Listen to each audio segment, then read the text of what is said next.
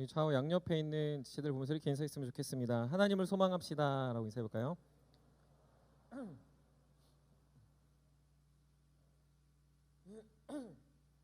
네, 또 이렇게 오랜만에 또 볼 수 있어서 감사하고 오늘도 여러분들의 삶에 하나님이 소망되는 또 하나님이 위로가 되는 시간이 됐으면 좋겠습니다. 2018년 그 선풍적인 인기를 끈 드라마 하나가 있었습니다. 그 스카이 캐슬이라는 드라마인데요. 그 드라마는 사실은 그 모습을 부정적으로 이제 그림으로 인해서 우리나라의 입시 문화가 얼마나 심각한가를 이제 적나라하게 드러냈던 드라마입니다. 그래서 이제 그것들을 보면서 정말 저러냐, 정말 저런 것들이 있느냐라는 질문도 있었지만 사실은 그 드라마가 끝나고 더 충격적인 사실은 그걸로 인해서 아 저렇게 해야 되는구나라고 사람들이 오히려 더 청담동이나 혹은 더 고액 과외들 혹은 그것을 통해서 더 좋은 학교에 가야겠다라는 생각들을 하게 됐다라는 겁니다.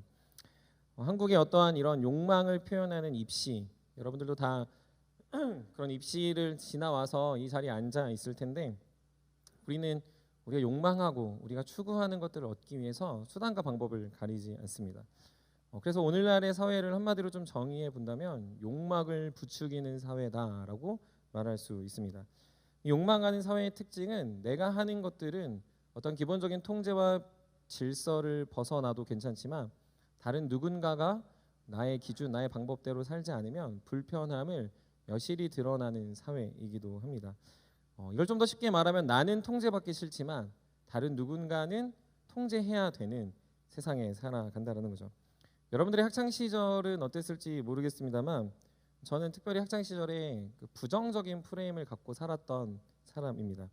저는 이런 말을 굉장히 좋아했어요. 행복은 성적순이 아니다.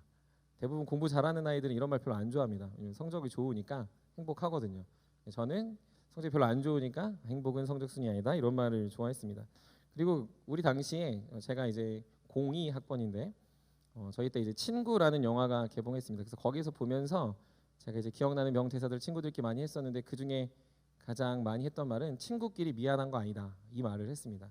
그러면서 제 당시에 제 학창 시절 때 수능 성적으로 우리를 막 규율하고 규제하고 평가하고 공부를 잘하면 좋은 학생 못하면 나쁜 학생 일면은 맞을 수도 있지만 그런 걸로 바라보는 사회 시선을 굉장히 싫어했고 또 제 친구들이 이제 좀 노는 친구들이 있었는데 친구들끼리 미안한 거 아니다 이 말을 하면서 서로 막 이렇게 거칠게 놀면서도 미안한 말 한마디 하지 않고 서로 더 때리고 더 이제 나쁜 짓을 했던 기억들이 있습니다. 왜 그랬나 생각해 보면 어떤 단순한 그 권위자 혹은 나에게 어떤 규율과 통제하는 사람들에 대해서 불편함의 표현이었던 것 같아요. 기본적으로 어른들의 말은 듣기 싫었습니다. 그들의 어떤 인격을 논하기보다 그냥 그들이 거기 있는 것 자체가 싫었습니다. 어떤 목사님이 설교하면 저건 다 그냥 듣기 좋은 말을 잘 표현해서 하는 거다라고 생각했고 누군가가 조언을 해주면 당신은 저와 다르잖아요 라는 생각으로 받아치기 일쑤였습니다. 그러니 자연스레 신앙과 멀어졌고 2000년 교회 역사 안에서 말하는 수많은 진리들도 제 안에 부정하고 분명 다른 길이 있을 것이다 라는 저만의 신앙의 걸음을 걸었습니다. 저는 정한 게 있어요. 나는 구원은 받았다. 그러나 교회는 가지 않는다. 나는 구원은 받았다. 그러나 하나님 앞에 경건 생활은 하진 않는다. 나는 구원은 받았다. 하지만 나는 내 뜻대로 살 거다라고 말이죠. 교회를 안 나가면 불편한 일이 생기니 교회는 적당히 나가겠지만 교회에서 잡아두고 제자 훈련을 하거나 예배를 열심히 드리라고 한다거나 혹 예배를 2번이라고 드리라고 한다면 나는 절대로 하지 않을 것이다라고 다짐했습니다. 심지어 부모님이 말씀을 보고 기도해야 하나님이 응답하신다라는 말도 절대로 말씀 보고 기도하지 않아도 성공하는 삶이 무엇인지를 꼭 보여줘야겠다라는 삐뚤어져도 이제 이렇게 삐뚤어질 수 있을까 생각하는 마음들이 있었습니다. 근데 놀라운 건 그런 제가 여기서 이제 마치 꼰대처럼 설교를 하고 있다는 거죠. 은혜가 아니고서는 설명될 수 없는 인생이 제 인생이고 동시에 하나님의 통치와 하나님의 은혜가 아니고서는 사실 이런 삶을 나누기 어려운 것 같습니다. 오늘 설교의 제목의 2번째 하나님 나라, 2번째 영원한 통치자. 여러분들은 어떤 느낌이 드셨습니까? 저는 이런 말을 어렸을 때 들었으면 굉장히 불편했을 것 같아요. 그런데 제가 지나온 삶 또 그리고 제 청년의 시절 그리고 또 목회를 하면서 경험했던 하나님은 우리 영원한 통치자가 되시고 영원한 통치자는 우리의 소망이 되십니다. 오늘 우리가 이 말씀을 나누면서 모든 청년들에게 하나님 그분이 소망이 되고 하나님의 그 아름다우심이 여러분 마음에 깊이 새겨지기를 간절히 축복합니다. 오늘 특별히 읽은 본문은 시편의 본문입니다. 시편을 여러분들이 아마 간헐적으로든 혹은 좋아하는 본문이든 읽으셨을 수 있겠지만 시편은 총 5가지의 큰 덩어리로 이루어져 있습니다. 그래서 성경을 읽다 보면 제1권, 제2권, 제3권, 제4권, 제5권 그리고 몇 편 이렇게 기록되어져 있는 걸 볼 수 있습니다. 다시 말해서 시편은 모음집인데 그 시편을 어떤 식으로 모았냐면 개인에서부터 공동체로 은혜 받은 한 사람에서 대다수로라는 이 방향성을 가지고 시편 1권부터 시편 5권까지 그 안에 1편부터 150편까지 아주 자세하게 기록되어져 있다는 거죠. 그러나 이러한 큰 방향 안에서 특별히 시편 145편부터는 할렐루야라는 말을 통해서 우리가 하나님을 찬양해야 된다라는 것을 강조하고 있습니다. 왜 그럴까요? 한 사람이 대다수가 되고 은혜를 모두가 누리니 이제는 하나님을 찬양하는 것밖에 없다라는 것이 시편을 모은 이 시편 기자들, 시편의 어떤 저자들의 이 공통점이었다라는 거죠. 우리는 그 중에서도 거의 마지막 5권의 마지막 중에 거의 마지막인 146편의 내용을 통해서 우리의 인생과 또 그리고 하나님이 우리의 통치자 되신다라는 사실을 한번 비교해 보려고 합니다. 우리가 시를 볼 때 우리는 입시를 하면서 시를 대하다 보니까 어떻게 생각하냐면 이 시가 어떠한 느낌과 어떠한 감정인가 어떠한 상황과 어떠한 저자가 썼는지에 대해서 막 연구를 해서 이 시를 보려고 합니다. 그래서 그 시를 볼 때 그 시 되게 의미들이나 어떤 그 방법들 그 시에서 드러나는 느낌들을 무시할 때가 있다는 거죠. 그래서 우리는 시 안에 뭐 직유법이 있고 은유법이 있고 환유법이 있다 이런 걸 이제 생각해요. 뭐 심영구 목사는 불 같다 그러면 이제 뜨거운 사람인 거고 뭐 내 마음은 호수다 뭐 이런 것들을 우리가 인식하면서 시에 어떤 의미 어떤 문법이 쓰였는지를 살펴보려고 한다는 거죠.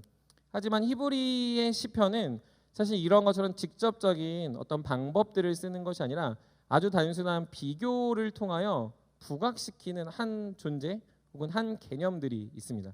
다시요. 비교하는 것을 통해서 한 존재, 한 개념을 부각시키는 어찌 보면 별 볼 일 없어 보이는 문법이고 어찌 보면은 되게 단순한 음유를 통해서 지금 시편을 읽고 시편을 말하는 사람으로 하여금 각인시키는 효과를 하고 있다는 거죠. 성경에 보면 오늘 본문에 인생이라는 단어와 흙이라는 단어가 나와 있습니다. 우리 한번 화면을 앞에 보시면 나오겠지만 인생이라는 단어와 흙이라는 단어는 여러분들 뭐 시험 보는 건 아닙니다만 중간에 비슷한 게 세 글자가 있어요. 그걸 우리가 이 볼드체로 했는데 잘 안 보이시죠? 그 인생 옆에 가로치고 그 있는 것을 우린 아담이라고 읽거든요. 아담. 근데 흙에도 보면 똑같이 생긴 게 중간에 이렇게 딱 박혀져 있는 것을 볼 수 있습니다. 아담 어디서 들어보셨죠? 최초의 인류인 그 아담입니다. 그 아담을 뭐라고 번역할 수 있냐면 하나는 흙이라고 번역할 수도 있고 또 다른 하나는 인생이라고 번역할 수 있는 거죠. 시편 기자가 의도한 건 이거예요. 우리가 알고 있는 아담, 원죄를 지은 아담, 범죄한 그 아담을 다른 말로 바꿔서 히브리어는 설명하는데 어떤 거 하나는 흙이라는 거고 그것은 인생이다라는 겁니다. 비슷한 말로 똑같이 구원자 또 그리고 참된 구원자라는 것으로 이것은 동일한 단어 오늘 본문에 보면 도움이라는 단어인데 도움이라는 단어를 티슈아라는 구원자라는 단어와 그리고 그 뒤에 나는 에제르라는 단어를 쓰고 있습니다. 갑자기 머리가 쥐날 것 같으시죠? 넘어갑니다. 왜 그러냐면 도움이라는 것으로 두 단어는 의미는 같지만 발음이 다른 거예요. 앞에는 발음이 같은데 아담을 연상시키는 단어라면 뒤에 있는 건 의미는 같은데 발음이 다른 것을 통해서 지금 시편 기자는 인생에게 주어지는 구원자와 하나님에게서 나타나는 모습을 이 발음 자체를 통해서 하고 있다는 거죠. 예를 들면 아담이 흙이고 흙이 인생이면 아담 갑니다. 그런데 그 아담에게 주어지는 구원자는 티슈와예요. 근데 하나님이 도우신다라고 말할 때는요, 에제르라는 단어를 씁니다. 근데 이 에제르라는 단어는 창세기 2장에 나와 있는 아담과 하와를 말할 때 돕는 배필이라는 뜻이 이 에제르라는 단어를 쓰고 있다는 거죠. 잠깐 간단하게 정리해 보면 이런 겁니다. 시편 기자는 저와 여러분들에게 말하고 싶은 게 있어요. 음률, 이 발음을 통해서 전하고 싶은 게 있는데, 우리의 인생은 아무리 열심히 살아도 흙일 뿐이다. 여러분들이 인생을 아무리 가진 것들로 꾸며도 우리는 절대로 우리 스스로를 티슈화, 구원할 수 없다라는 겁니다. 구원하고 싶겠죠. 구원하려고 하겠죠. 구원하려고 여러분 발버둥 치겠죠. 하지만 그거는 인간이 생각하는 구원자인 티슈화라는 거예요. 갑자기 등장하는 돈, 갑자기 나타나는 어떤 사람, 갑자기 등장한 어떤 공동체는 잠시 잠깐은 티슈화가 될 수 있지만 그건 영원하지 못하니 그건 당신의 인생 아담에겐 그냥 흙일 뿐이다라는 걸 이 발음을 통하여 알려주고 있다라는 거죠. 근데 정반대는 무엇이냐면, 그러면 하나님은 어떠하냐? 하나님은 우리의 돕는 자 에제르가 되신다. 아담에게 영원함 돕는 배필인 하와가 있는 것처럼 저와 여러분들에게 영원토록 함께 하시는 에제르 되신 하나님이 함께 하신다라고 강조하고 있는 것이죠. 시편 기자는 저 여러분들에게 이걸 말해주는 겁니다. 저 여러분들 인생은 흙입니다. 저 여러분들 인생에 아무리 노력하고 살아도 우리가 구원하는 건 그저 티슈와 그저 잠시 잠깐 건져 올린 것 같은 느낌, 이내 더 깊이 들어가는 늪에 빠져있는 존재 같은 것이 티슈화라는 단어라는 거죠. 그러면 뭘 더 강조하는 겁니까? 그런 인생이 소망을 들 곳, 그런 인생이 바라봐야 될 것, 그런 인생이 더 주목해야 되는 것은 우리의 에제르 되신, 우리와 함께 하시고 우리를 도우시는 우리의 영원한 헬퍼이신 여호와 하나님을 소망해야 된다라는 겁니다. 그런데 우리는 이 말을 들으면 어떻게 생각하냐면, 나의 인생을 내가 그래도 통제할 수 있다고 생각해요. 나의 인생을 내가 잘 꾸려갈 수 있다고 생각합니다. 나의 인생을 내가 열심히 살아내면 나는 그래도 썩 괜찮은 인생이 될 거라고 생각한다는 거죠. 왜 그렇습니까? 우리의 아담의 인생을 흙으로 돌아가는 아담임에도 불구하고 내 스스로 통제하려고 한다는 거죠. 무언가가 거저 주어지거나 무언가가 나에게 불편하게 주어지거나 우리 인생 가운데서 여러분들이 원하지 않는 것들은 나는 철저하게 통제해서 나를 잘 지켜낼 거야 라고 살아가지만, 사실은 그것은 우리의 모든 것들이 결국 숲으로 돌아가는 것에 지나지 않는다라고 성경은 이야기하는 겁니다. 여러분들 스스로가 구원자가 될 수 없다는 거죠. 여러분들 스스로가 여러분들 인생을 개척할 수도 없다는 거고요. 여러분들한테 여러분들이 아무리 여러분들 잘 지키려고 해도 여기저기서 터지는 사건과 사고들, 여러분들의 마음의 문제와 관계의 어려움들, 청년의 시기를 살아가면서 수없이 발생하는 감정의 요동침을 흙과 같은 인생인 저와 여러분들은 결코 막아낼 수 없다라는 걸 이야기합니다. 그런데 그와 반대로 우리의 에제르 되신 하나님은 그와 다르다라는 걸 이야기합니다. 특별히 오늘 본문 시편의 146편 5절부터 10절까지 쭉 나와 있는 하나님은요, 여호와라는 단어와 그분은 무엇을 하신다라고 계속해서 열거하고 있습니다. 여호와라 반복하며 그분의 욕망, 그분의 열정, 그분의 열심을 드러내고 있는 거죠. 그분이 통제하시고 그분이 통치하시고 그분이 다스리시는데, 그분이 우리가 우리 인생을 다스리는 수준으로 다스리는 게 아니라 그분은 영원히 다스린다고 반복하고 있는 거죠. 하나하나 보시면 이런 겁니다. 그분은 진실하시고, 그분은 정의로우시고, 그분은 회복하시고, 그분은 자유로우시며, 그분은 일으키시고, 그분 우리를 사랑하신다라는 거죠. 그런데 이 앞에 붙는 단어가 뭐냐면 영원이라는 겁니다. 아담 같은 우리에게는, 흙과 같은 우리에게는, 그저 인생에 지나지 않는 우리에게는 절대 붙을 수 없는 한 단어, 티슈아에게는 절대 붙을 수 없는 한 단어가 붙는데, 그건 영원히 대대로 이것들을 하신다라는 거죠. 이건 너무나도 큰 차이가 있습니다. 하나님이 진실을 이루시는데 영원토록 이루시는 거예요. 시간을 넘어서서 이루시는 겁니다. 하나님이 정의를 이루시는데 그저 우리가 살아가는 시간 속에 내가 편하는 수준으로 정의를 이루시는 게 아니라 그분은 역사를 초월한 정의를 이루신다는 거죠. 사랑을 실천하는 데 있어 그분의 욕망과 그분의 열심은 우리의 생각을 뛰어넘어 그분의 사랑을 드러내고 계신다는 거죠. 여러분, 우리가 이걸 볼 때 하나님의 열심이 얼마나 대단한지를 생각하는 게 아니라 우리도 그렇게 할 수 있는데 라고 생각합니다. 나도 그런데, 나도 옆에 있는 지체를 사랑할 수 있는데, 나도 열심히 진실하고 정의롭게, 나는 여태까지 그런 적 한 번도 없는데, 나는 불편하게 누군가를 한 적도 없고 나는 의롭게 살았는데라고 사실은 영원하신 하나님의 이런 진리를 듣는데 많은 사람들의 생각은 너무 놀랍고 너무 감격스러운 게 아니라 나도 그럴 수 있는데 라고 생각한다는 거죠. 왜 그렇습니까? 많은 사람들이 우리를 너무 과대평가해서 그래요. 한 가지 예를 들어보면 이런 겁니다. 우리가 너무나도 좋아하는 어떤 재화들, 뭐 핸드폰이나 어떠한 여러 물건들을 샀을 때 그것만이 우리의 가장 좋은 가치라고 생각하고서 그걸 구매합니다. 하지만 이내 어떻게 됩니까? 여러분 핸드폰 애지중지 여기는 사람 있으십니까? 어제 사신 분 빼고는 아마도 여러분 핸드폰은 굴러다니거나 떨어지거나 아니면 여러분들 깨졌거나 그래도 좀 잘 버티려고 핸드폰 케이스를 끼우고 여러분들 그냥 쓰고 있죠. 마지못해 쓰는 경우들이 있을 겁니다. 4년 5년 지나면 그냥 핸드폰은 핸드폰이지 굳이 마음 두지 않아. 근데 그런 사람도 어느 순간 또 사면 그 핸드폰은 갑자기 높은 가치를 두게 되는 거죠. 인간은 요동치는 거예요. 갑자기 어느 순간 그 재화를 바라보는 욕망이 열심히 있어서 그걸 구매하지만 그것은 이내 다른 것들을 통해 꺾여버리게 된다는 거죠. 물건을 사는 것뿐만 아니라 우리의 삶의 대부분이 그렇다라는 거죠. 누군가를 좋아하는 것도요 이내에 헤어집니다. 여기에 저희 청년들의 감사한 거는 연애하면 그래도 오래오래 사귀어서 감사하고 결혼까지 해서 더 감사합니다. 그런데 요즘 세상의 풍조를 보면요 사귀지도 않아요. 그냥 썸 타고요 끝나고요. 그래서 한번 그냥 자보고 만나 안 만나를 평가합니다. 왜 그렇죠?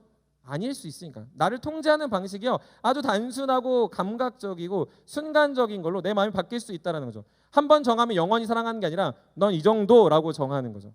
그런데 우리는 우리 스스로를 아니야 난 괜찮아, 난 의로워, 난 정의로워, 난 진실해, 나는 사랑이 많은 사람이라고 나를 굉장히 내 스스로 통제하며 나를 규정하는 것이죠.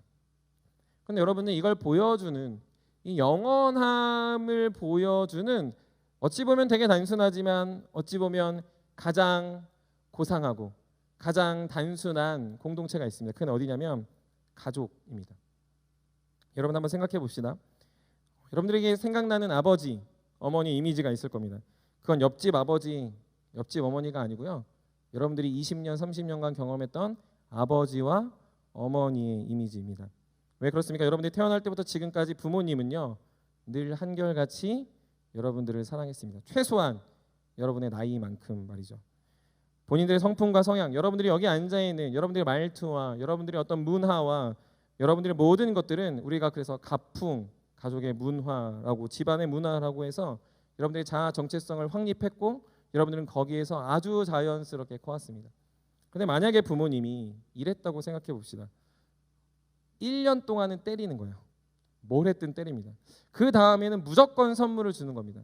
또 그 이듬해에는 무조건 무시하는 거죠. 만약에 부모님이 부모님의 감정에 따라 여러분들을 대했다면 여러분들은 어떤 정서와 어떤 감정과 부모님에 대한 인식을 갖게 됐을까요? 제가 이렇게 예를 드는 건 그런 부모님은 세상에 절대 없다라는 거죠. 왜 그렇습니까?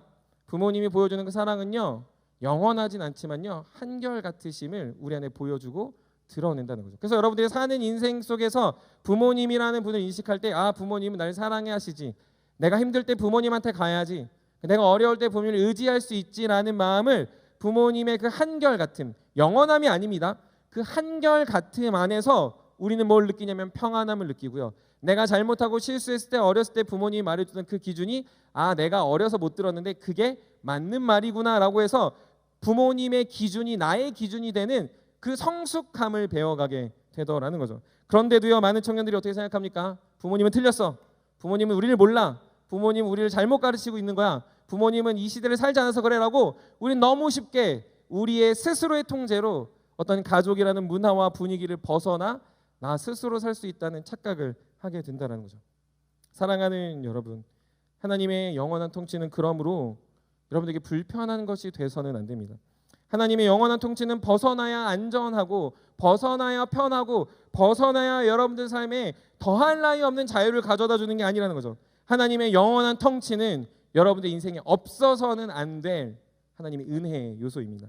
하나님의 영원한 통치는 하나님 나라를 소망하게 하는 가장 중요한 이유라는 거죠. 왜냐하면 우리의 삶에는 기댈 데가 없거든요. 세상을 기대봤자, 사람을 기대봤자, 나의 실력과 나를 기대봤자 그건 늘 가변적인데 그분의 통치와 그분의 기준은 영원하게 있기 때문에 우리는 그곳에 나를 잇대어 우리의 평안함을 우리가 얻을 수 있다는 거죠. 이것들을 보여주는 두 인물이 있습니다. 먼저는 요나입니다. 여러분들 성경을 잘 아시겠지만 그 중에서도 더 잘 아는 요나 스토리를 모르시진 않을 거라 생각합니다. 요나는 선지자입니다. 근데 그는 하나님의 통치로부터 벗어나려고 합니다. 우리 한번 요나서 1장 2절부터 3절 우리 한번 같이 읽어보도록 하겠습니다. 읽겠습니다. 시작.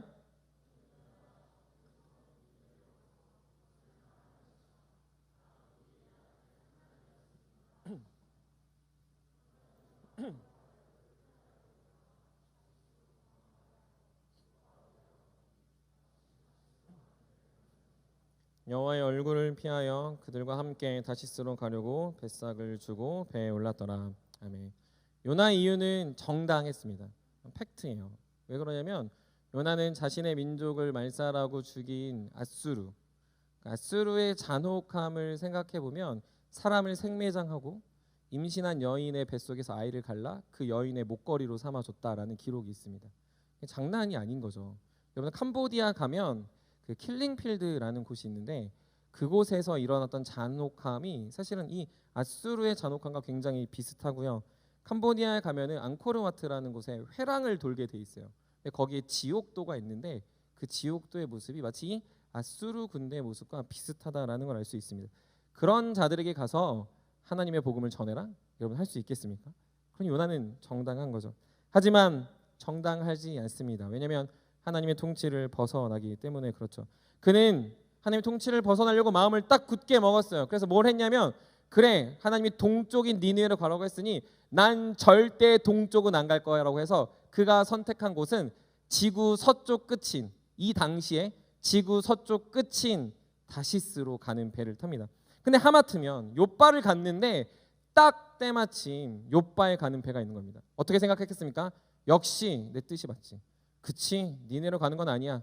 그치 내가 다시스로 가서 나는 하나님을 벗어나 살아갈 거야. 그게 나의 행복이고 나의 만족감이야 라고 살아갔겠죠. 자신의 계획 자신의 뜻이 막히지가 않았습니다. 원함이 보기 좋게 드러났고요. 하나님의 뜻을 벗어나는 것을 너무 기뻐하며 룰루랄라 갔겠죠. 그리고 그래서 그 배에 저 밑에서 잠에 취하게 됐습니다. 근데 어떻게 됐습니까? 풍랑이 일고 풍랑이 있는 바다에 모든 선원과 배가 침몰할 위기에 대자 모든 선원들은 배 밑에서 자고 있는 요나를 깨워 이 상황을 묻게 됩니다. 그리고 그 상황에서 요나는 체념한 듯 말합니다. 우리 한번 12절 우리 한번 화면을 보시고 우리 같이 한번 읽어보도록 하겠습니다. 요나서 1장 12절 읽겠습니다. 시작. 대답하되 나를 들어 바다에 던지라. 그리하면 바다가 너희를 위하여 잔잔하리라. 너희가 이 큰 폭풍을 만나는 것이 나 때문인 줄을 내가 아노라 하니라. 아멘.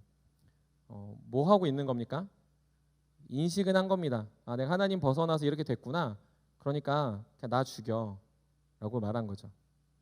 자신의 뜻대로 살아왔던 자신의 뜻을 관철시키려 자신을 통제했던 요나의 끝은 그래 그냥 나 죽여. 난 이제 내 인생을 통제할 수 없어 라는 겁니다. 물론 여러 가지 이야기를 할 수 있겠지만 오늘 본문과 연관을 생각해 본다면 자신을 통제하려 했던 인생의 끝은 허무와 허망과 죽음뿐이다 라는 것을 보여주고 있습니다. 그리고 우리가 잘 알다시피 요나는 선원들에 의하여 풍랑이는 바다에 던져졌습니다. 결과가 어떻게 됐을까요? 우리 한번 17절 우리 요나서 1장 17절 같이 읽어보겠습니다. 시작. 예비하사 요나를 삼키게 하셨으므로 요나가 밤낮 3일을 물고기 뱃속에 있느니라. 아멘.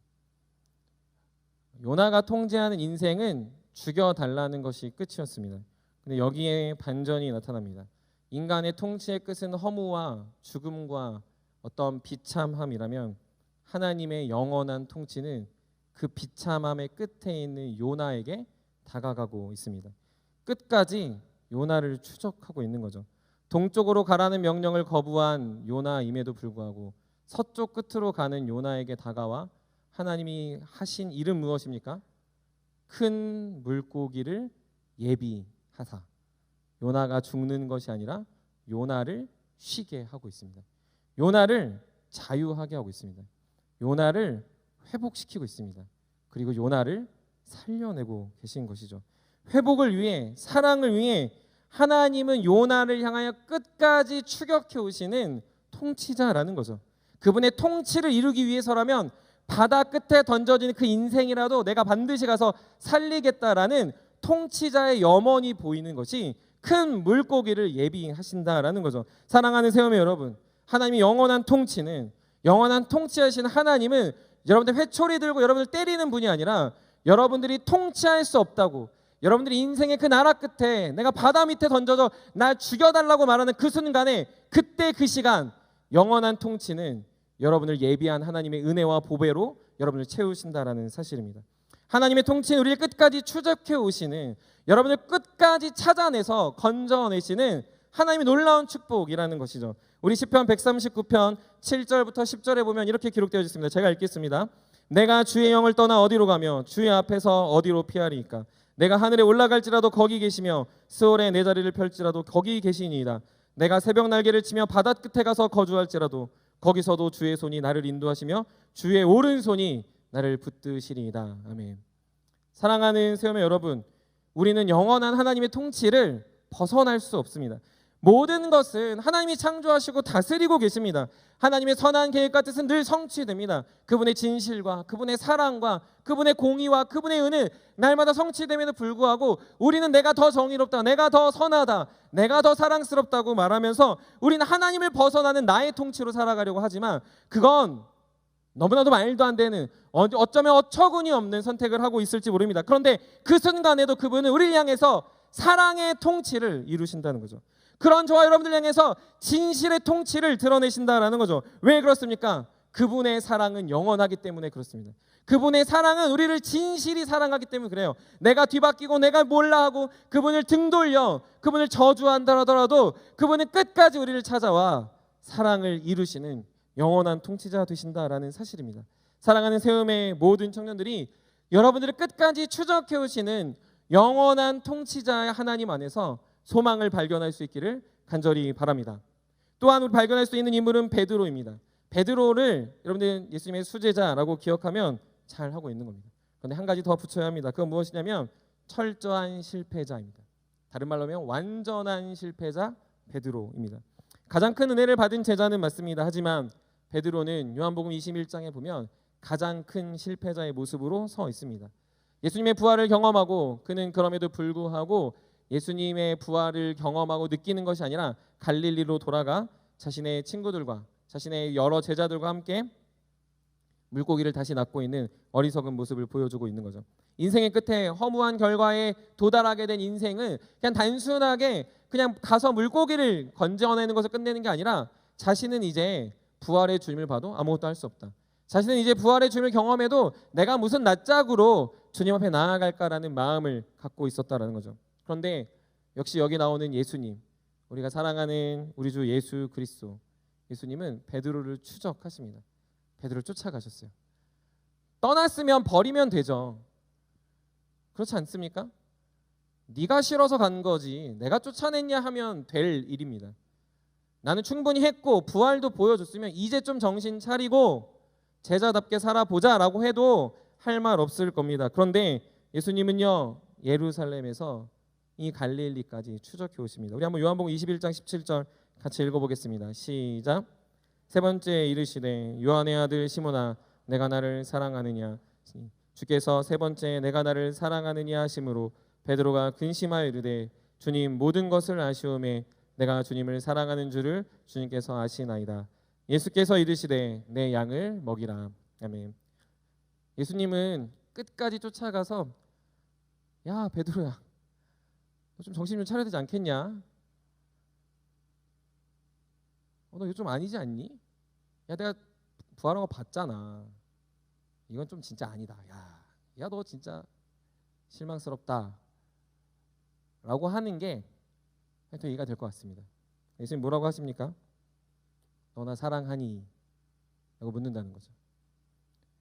영원한 통치자 되신 하나님의 질문은 늘 여러분의 그 끝자락, 여러분들의 실패의 자리, 여러분들이 완전히 무너진 그 자리, 여러분의 인생을 여러분이 통치할 수 없다고 생각하는 그 자리에 물으시는 공통 질문이 있습니다. 우리가 면접 볼 때 공통 질문 있죠? 공통 질문 있습니다. 너, 나 사랑하니? 우리 한번 옆에 있는 사람이 보고 물어볼까요? 너는 나를 사랑합니까? 네라고 하면 안 됩니다. 내라고 하면 안 돼요. 잠 깨라고 시킨 겁니다. 네. 주님이 여러분한테 묻는다고요. 주님이 여러분한테 너 나 사랑하니라고 묻는다고요. 그 질문 앞에 베드로는 뭘 합니까? 주님 사랑합니다. 변명 늘어놓는 거 아니고요. 자, 이래서요. 이러했는데 이렇게 됐고요. 이렇게 돼서 내가 너무 미안해서 여기까지 왔는데 주님 찾아서 너무 감사합니다가 아니고요. 사실 주님 너무 사랑해요. 진심인 거죠.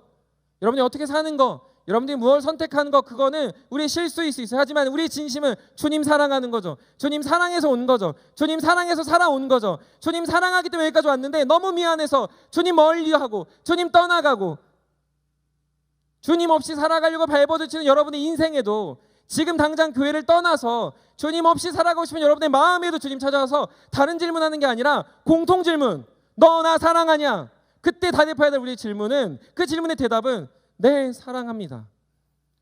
너무 사랑합니다 라는 거예요. 왜 그렇습니까? 주님의 영원한 통치는 사랑이기 때문에, 주님의 영원한 통치는 진실로 우리를 사랑하시기 때문에 우리 마음에 있는 참된 사귐을 회복하시는 겁니다. 내가 그분과 사귀어야 그분의 영원한 통치 안에 있을 수 있다는 거죠. 내가 그분을 사귀어야 그분을 알아갈 수 있다는 거죠. 그래서 그분이 우리에게 오셔서 여러분에게 늘 말하시는 건 내가 나를 사랑하면 내 양을 먹이는 인생이 되라고 주님 우리에게 영원한 통치자로서 계속 가르치시고 있는 겁니다.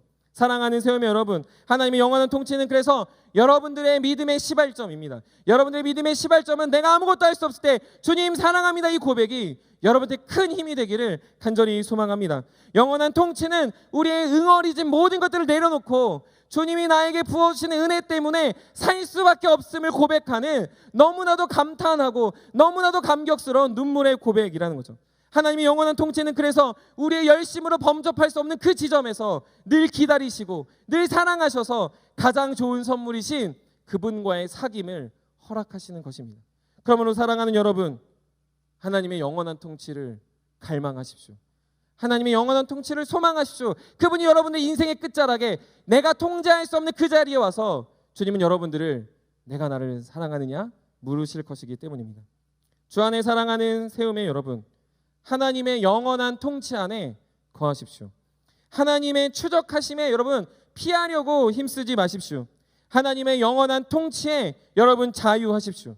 하나님의 질서와 규례를 통해 정의와 공의와 사랑과 자유와 회복을 누리십시오. 하나님과의 깊은 사귐을 그 안에서 누리십시오. 왜 그렇습니까? 하나님은 여러분을 향해서 이전에도 앞으로도 영원토록 그 은혜와 영광들을 드러낼 것이기 때문입니다. 그 은혜를 기억하며 여러분들 한 주를 승리합시다. 하나님의 통치를 벗어나려 애쓰는 게 아니라 주님과의 깊은 사귐 안에서 여러분들의 믿음과 여러분들의 생각이 날마다 온전해지고 자유로워지는 귀한 청년들이 되길 간절히 축복합니다. 말씀을 마무리합니다. 말씀을 시작하면서도 스카이캐슬을 말했는데 이렇게 얘기하니까 제가 드라마를 굉장히 좋아하는 것 같아 보입니다만 드라마를 골라봅니다. 근데 그 중에서 제 인생 드라마가 있습니다. 아시는 분 아시겠지만 저는 그 낭만 닥터 김사부 시즌 4를 기다리고 있습니다. 나올지 모르겠어요. 낭만 닥터 김사부의 그 명대사가 있습니다. 많은 대사들이 명대사고 많은 것들이 제 마음을 울리고 그걸 보면서 목회자의 사명 또 그리고 우리 주님의 마음을 많이 느낍니다. 그 중에서 낭만이라는 단어를 설명하는 대화가 있어요. 제가 썼는데 제가 연기는 못하니까 그냥 좀 읽도록 하겠습니다. 네, 한 솔점이 올라서 읽어달라고 해야 될 것 같은데 네, 이런 얘기예요. A는 나쁜 놈이고 B는 김사부입니다. 이렇게 보시면 돼요. 너 하나 그런 뜻 갖는다고 세상은 바뀌지 않아. 김사부가 그럽니다. 사람 살려보겠다고 이 짓거리 하는 거야. 죽어가는 사람 앞에서 그 순간만큼은 내가 마지노선이니까. 내가 물러서면 그 사람 죽는 거고 내가 포기하지 않고 조금 더 노력하면 그 사람 사는 거니까. 그러면서 되게 한숨 쉬며 얘기해요. 아직까지 비현실적인 꿈을 꾸고 있다니 쯧쯧쯧 이래요. 근데 그러면서 김사부가 피식 웃으며 이럽니다. 야, 전문용어로 이런 걸 개멋 부린다고 하는 거지. 그런데 조금 더 고급스럽게 말하면 낭만이라 하는 거다 하면서 후 이렇게 풀어요. 사랑하는 세움 여러분, 저는 하나님이 낭만적이라 생각합니다. 우리의 마지노선에 우리의 통제의 마지노선에 그 앞에 서 있는 분은 김사부가 아니고요, 우리 주 여호와 하나님이 우리의 마지노선에 서서 우리를 살려주십니다. 그분의 통치는요, 나를 가둬두는 게 아니에요. 그분의 통치는요, 나를 부자연스럽게 하는 게 아니에요. 그분의 통치는요, 꼰대가 아닙니다. 그분의 통치는요, 나를 살리는 통치이고 영원한 통치이며 우리의 사랑의 주님이 되십니다. 여러분들, 하나님의 낭만을 누릴 준비가 되셨습니까? 하나님의 낭만은 여러분들 끝까지 추적하실 거예요. 김사부 드라마 보신 분 알겠지만 끝까지 살려냅니다. 끝까지 살리는 게 그의 목적이래요. 근데 하나님도요, 여러분 끝까지 살리실 거예요. 여러분 도망가도 끝까지 쫓아갈 겁니다. 오늘 이 시간이 마지막인 청년이 있을 수 있어요. 그런데 잊지 마십시오. 제 표정을 기억하시고 이 말을 기억하십시오. 하나님 여러분을 끝까지 추적할 겁니다. 왜요? 그분은 영원토록 여러분들의 통치자 되시기 때문에, 그분이 하나님 나라의 주인이시기 때문에, 그래서 그곳에 저와 여러분들이 빨리 오기를 소망하기 때문에 우리도 그분을 소망하라고, 그분을 소망하며 살아가라고 이야기하시는 겁니다. 사랑하는 세움 여러분, 최후의 순간까지 포기하지 않으시는 하나님의 낭만에 여러분들의 낭만을 더하십시오. 여러분들의 인생의 낭만을 더하시고, 여러분들의 삶의 낭만을 더하시고, 여러분들의 모든 것들을 더하셔서 청년의 시기를 추억할 때 우리 인생의 마지노선의 주님을 경험하고 인생의 마지노선을 살아가는 수많은 청년들을 살렸노라 고백하는 진짜 낭만스러운 세움의 청년들 돼요. 피곤하고 바쁘고 지치고 어렵고 하나님의 말씀 배우는 거 너무 짜증나고 예배드리는 거 더 피곤하다 하더라도 그게 우리의 낭만이 되어 고백된다면, 그런 우리를 통하여 하나님의 낭만은 이 세상을 가득 채우는 하나님의 나라가 될 줄 믿습니다. 그렇게 살아가는 여러분들을 통해서 하나님은 낭만을 보여주실 것이고 이 땅에 필요한 낭만을 반드시 알려주실 거라 믿습니다. 여러분 함께 갑시다. 함께 하나님 나라를 세워갑시다.